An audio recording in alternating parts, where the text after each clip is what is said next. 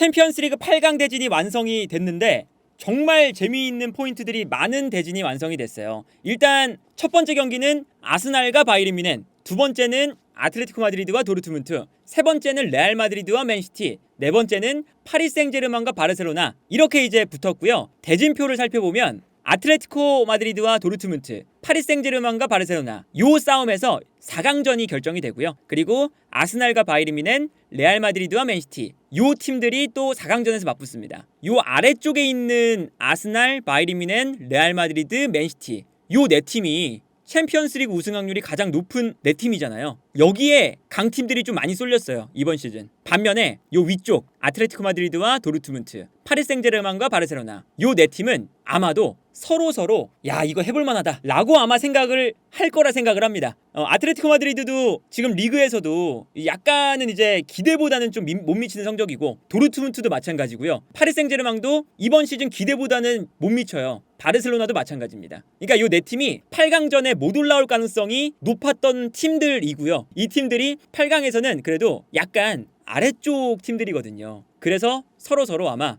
이번에 해볼 만하다. 한 경기씩 좀 살펴보면요. 일단 첫 번째 아스날과 바이에른 뮌헨. 이제 우리 선수가 있는 김민재 선수가 있는 바이에른 뮌헨이 아스날을 만나요. 이번 시즌의 흐름은 아스날이 훨씬 더 좋은 시즌을 보내고 있죠. 그리고 아스날이 2024년이 된 이후에 어마무시한 득점 페이스를 보여주고 있거든요. 6대0, 4대1, 5대0, 6대0 미친듯이 득점을 하고 있죠. 그리고 이번 시즌에는 아스날이 강해졌다고 평가받는 게 어떤 거냐, 리버풀과의 맞대결, 맨시티와의 맞대결, 이런 맞대결에서 아스날이 승리를 가져가고 있어요. 그래서 이게 아스날이 정말 좋은 시즌을 보내고 있거든요. 그런데 아마도 제 생각에는 아스날이 이 8강전에서 만나고 싶지 않은 팀들 중에 몇몇 팀이 있을 거예요. 뭐 맨시티라던가 뭐 레알 마드리드라던가 이런 팀들이 있는데, 그 중에 한 팀이 바이에른 뮌헨이었을 겁니다. 왜 그러냐면 바이에른 뮌헨이 아스날을 공략할 만한 포인트들이 꽤 많은 팀에 속해요. 일단은 최근 투엘 감독이 라인을 올리는 게 아니라 약간 내리면서 경기를 하고 있죠. 이 아스날이 어려워하는 팀 중에 하나가 밀집 수비를 꽉꽉 막아놓고 그 다음에 역습하는 팀들이거든요. 당연히 뭐 아스날은 라인을 올리니까 그런 팀들이 당연히 껄끄러운 팀 중에 하나겠죠. 그런데 바이에른 뮌헨처럼 큰 클럽이 수비적으로 나오잖아요. 이런 데가 사실은 공격적으로 경기 운영하는 팀들이 가장 껄끄러워하는 상대예요. 아니 분명히 명단만 보면 이 팀이 공격을 해야 되는데 약간 수비적으로 있다가 역습을 해요. 그런 축구를 잘하는 팀이 레알 마드리드죠. 근데 바이에른 뮌헨이 최근에 그런 흐름으로 좀 가고 있습니다. 물론 이제 뭐 바이에른 뮌헨이 밀집 수비를 한다 이런 게 아니지만 본인들이 약간은 뒤로 물러서면서 있다가 먼저 올라올 때 뒷공간 이런 거를 이제 하고 있어요. 근데 여기에 중심적인 선수가 누구냐?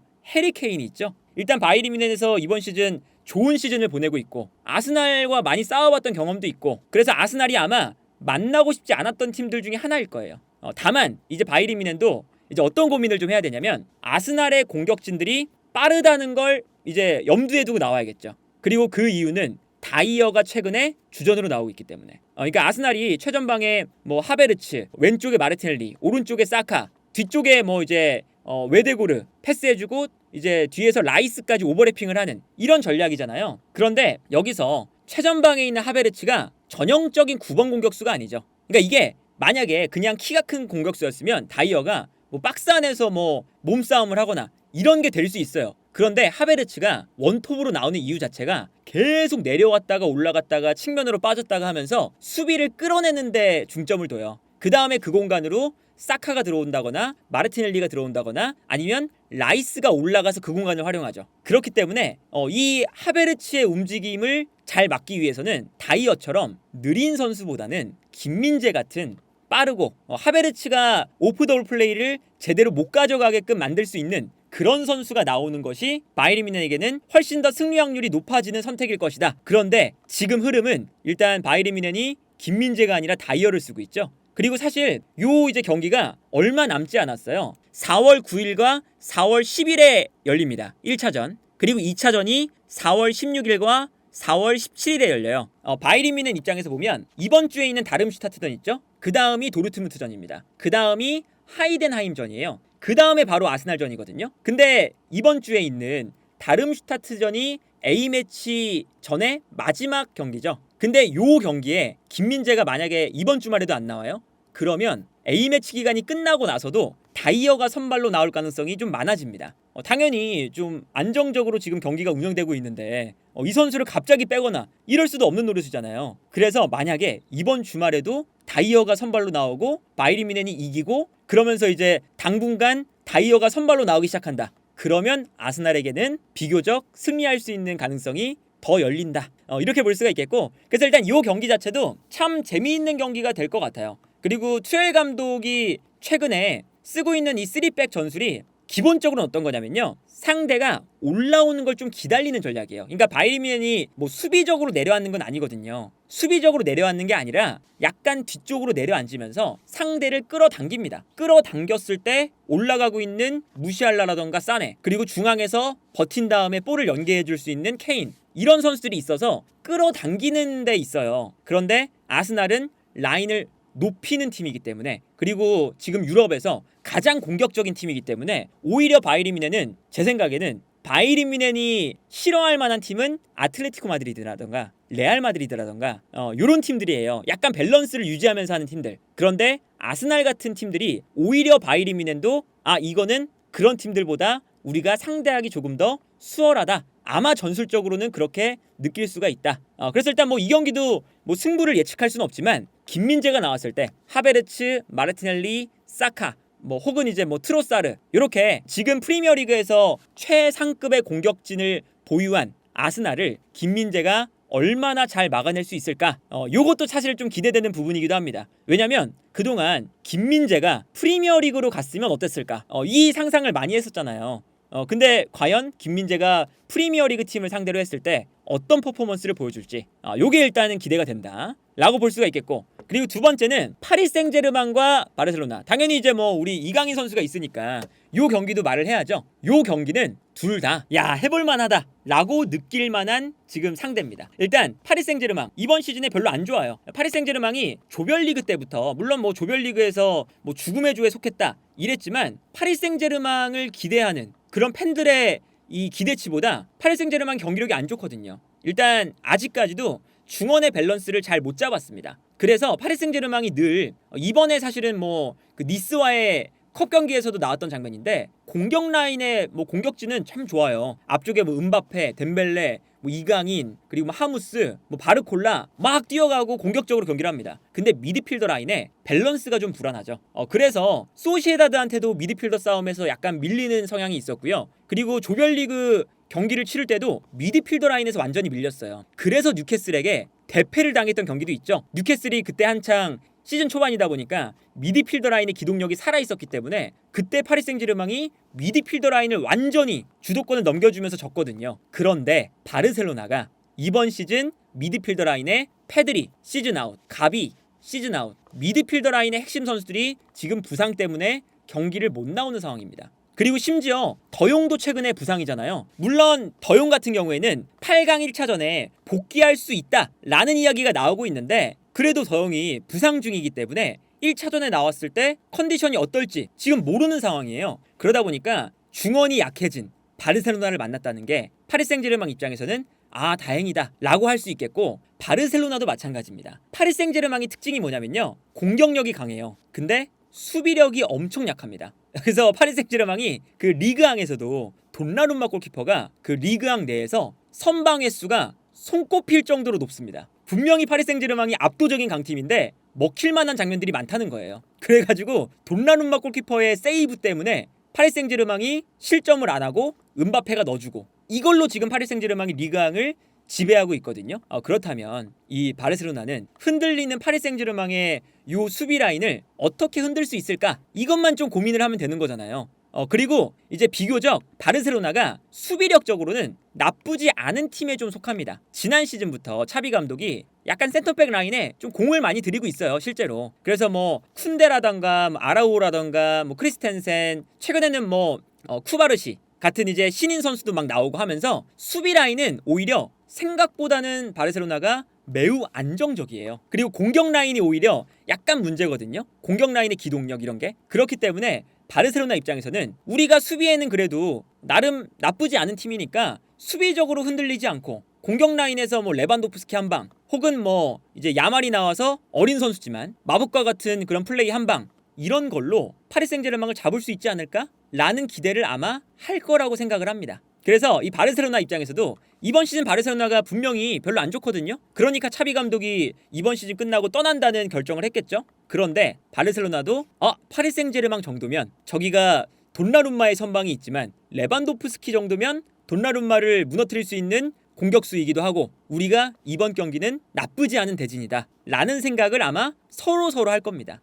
그리고 그 다음으로 이제 재밌는 경기, 레알 마드리드와 맨시티죠. 요 레알 마드리드와 맨시티의 대결은 최근 들어서 되게 앙숙같이 만나고 있어요. 이 팀이 지지난 시즌에 레알 마드리드가 맨시티를 4강전에서 만났죠. 4강전에서 만나서 이때 당시만 해도 과르디올라 감독이 약간 뭐 명장병에 걸렸다 뭐 이런 소리를 들었던 때였죠.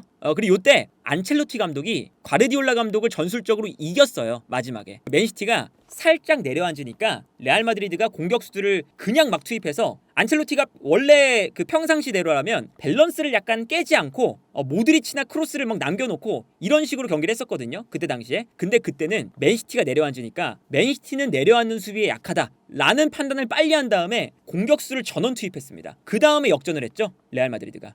그랬던 경기였고, 그리고 지난 시즌은 맨시티가 완전히 이를 갈고 나와서 레알 마드리드를 5대1로 완전히 그냥 눌러버렸죠. 그리고 이때는 레알 마드리드가 나이가 많은 선수가 너무 많아서 이거는 이제 안첼로티 감독의 밸런스를 유지하는 축구가 안 통하는구나 였어요. 근데 이번 시즌 또 만났잖아요. 근데 이번 시즌은 일단 레알 마드리드가 많이 달라졌습니다. 뭐 다들 아시겠지만 미드필더 라인에 다 젊은 선수가 이제 배치가 돼요. 추아멘이라던가 카마빈가 발베르데, 물론 크로스도 자주 나오지만, 그리고 앞쪽에 벨링엄.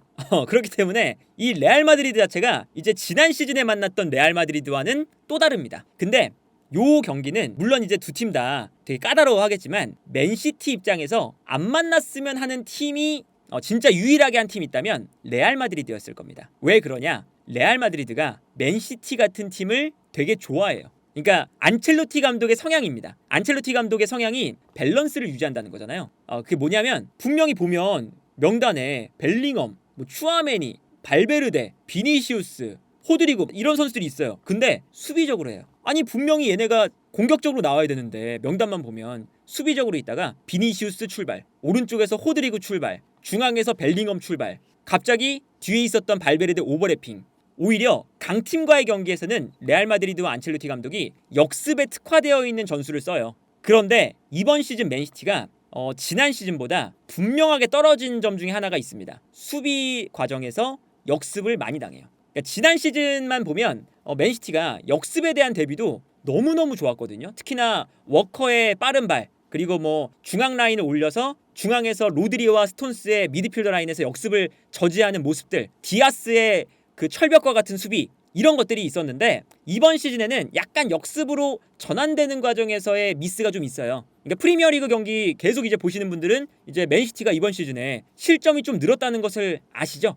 그렇기 때문에 요 경기는 이제 비니시우스냐 워커냐, 뭐 벨링엄이냐 디아스냐, 아니면 오른쪽에서 호드리구냐 뭐 아칸지냐, 이렇게 이제 맨시티의 수비수들이 얼마나 이 빠른 레알 마드리드의 공격진을 잘 막아낼 수 있느냐가 또 포인트가 될 것 같습니다.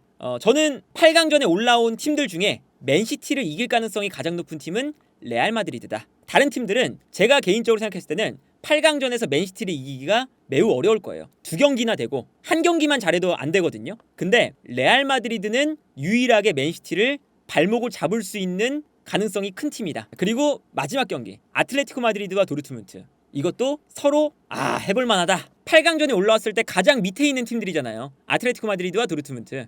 그런데 이 경기는 아무래도 뭐 근소하게 상성상 아틀레티코 마드리드가 다소 우세할 수도 있어요. 그러니까 아틀레티코 마드리드가 기본적으로는 공격적인 경기도 하지만 도르트문트가 약간 그 이번 시즌에 보여주는 축구가 어설프게 올라오다가 역습당할 때가 많거든요. 도르트문트의 축구 자체가. 그래서 도르트문트가 이번 시즌에 그렇게까지 좋은 모습을 못 보여주고 있는 것도 있어요. 그리고 이제 그 도르트문트의 테르지치 감독도 이런 것 때문에 비판을 좀 많이 받습니다. 이 두 팀도 사실은 뭐 비슷한 수준에 올라온 팀이니까, 그래서 뭐 승부를 예측하기는 힘들지만 아마도 상성상만 보면, 그리고 이 감독의 성향만 보면 시메오네 감독이 어설프게 라인을 올려서 공격하는 팀에게 매우 강하기 때문에 제 개인적으로는 아틀레티코 마드리드가 근소하게 우위에 있는 대진이 아닐까 그런 생각이 듭니다.